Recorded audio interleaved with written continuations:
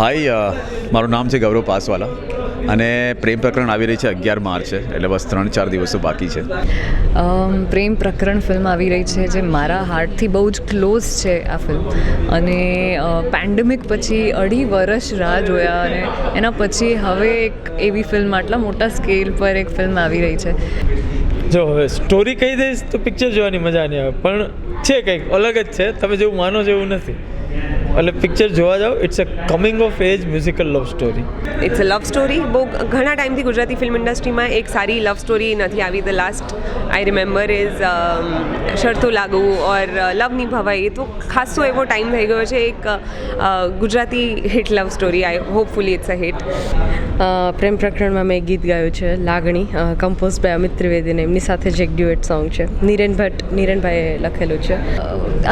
આ એવી ફિલ્મ છે જે થિયેટરમાં જોવા જવાય એવી, કારણ કે એટલી બધી ગ્રેન્ડ છે, એટલી બધી પ્રોડક્શન વેલ્યુ પહેલી વાર ગુજરાતીમાં દેખાઈ રહી છે કે it's huge. Like Gaurav said, it's a magnum opus. તો એટલા માટે મને એવું લાગે છે કે યુથ સ્પેશિયલી યંગસ્ટર્સને બહુ જ કનેક્ટ કરશે એવી ફિલ્મ છે. અને એટલું જ કહીશ કે આ ફિલ્મ છે પ્રેમ વિશે, એક સરસ મેસેજ પણ આપે છે આ ફિલ્મ. અને all I would say is that કે this film is an experience. અને એવું એક્સપિરિયન્સ છે જે ખાલી સિનેમામાં જઈને જ તમે એન્જોય કરી શકો, because music is an important, very integral part of this. Prem Prakaran એક ખૂબ જ સુંદર ફિલ્મ છે. ને આપણે ગુજરાતી ફિલ્મ ઇન્ડસ્ટ્રીની વાત કરીએ તો લોકોને બહુ બધી એક્સપેક્ટેશન્સ હોય છે, પણ સમહાવ લોકો થિયેટર સુધી નથી પહોંચી શકતા.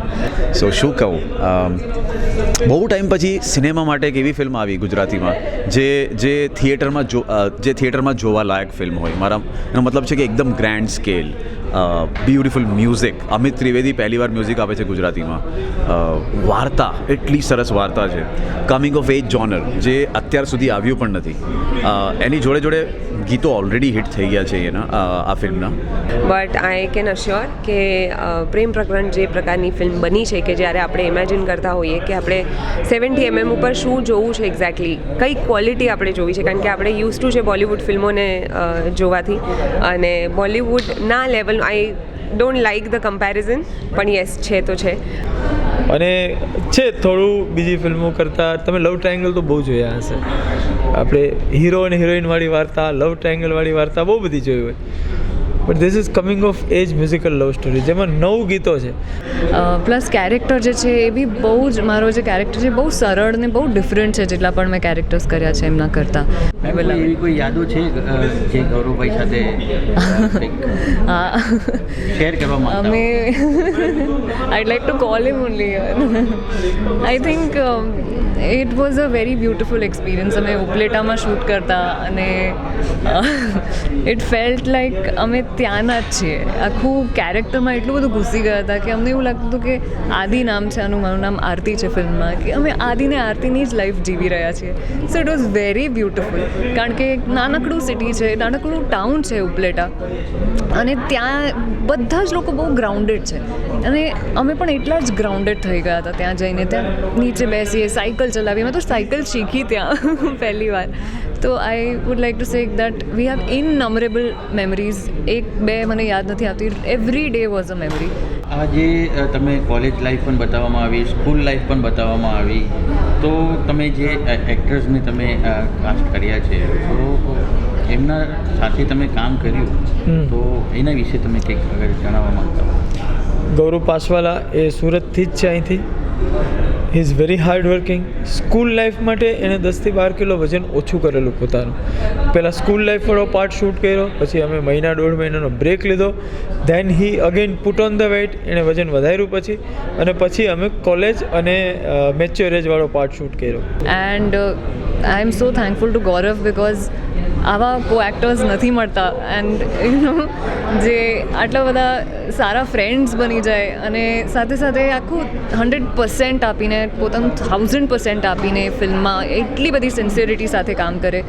આઈ think this film should change his world. School life.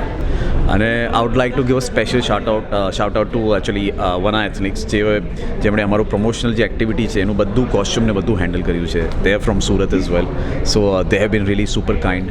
So yeah, અને લાસ્ટલી એટલું જ કહીશ કે બહુ પ્રેમથી, બહુ મહેનતથી, બહુ દિલથી બનેલી ફિલ્મ છે.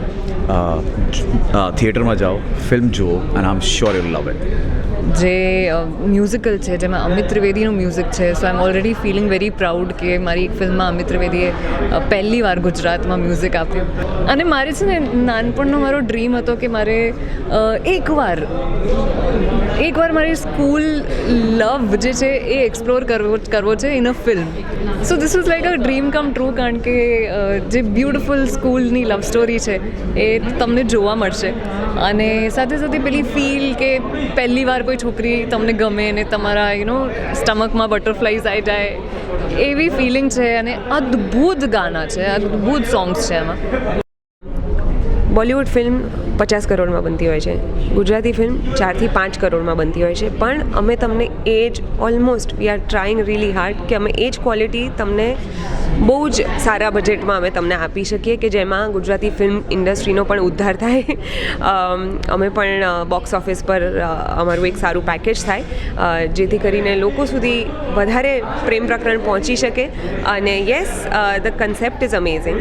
ડિઝાઇનર બહુ સરસ મજાનું કામ કર્યું છે, તેના વિશે શું કહેશો? હાજી, તો એક તો ફિલ્મમાં જે ડિઝાઇનર હતા એ she was different. She was not just the designer but she was also the creative head. અને this film is very special કારણ કે we lost her during the pandemic. This film is dedicated to her. એટલે જેટલી આ film સીબીની છે એટલી જ આ ફિલ્મ એમની છે. અને આઈ ફીલ અત્યારે જેટલું પણ મારું માર્કેટિંગ સરસ રીતે થઈ રહ્યું છે, આ સરસ રિસ્પોન્સ મળી રહ્યો છે, it's all because of her. એમને મને સ્ટાઇલિંગનું બધું કરી આપ્યું હતું, એમને મને મારા વાળ ને બધું જ લઈને એમને કર્યું છે.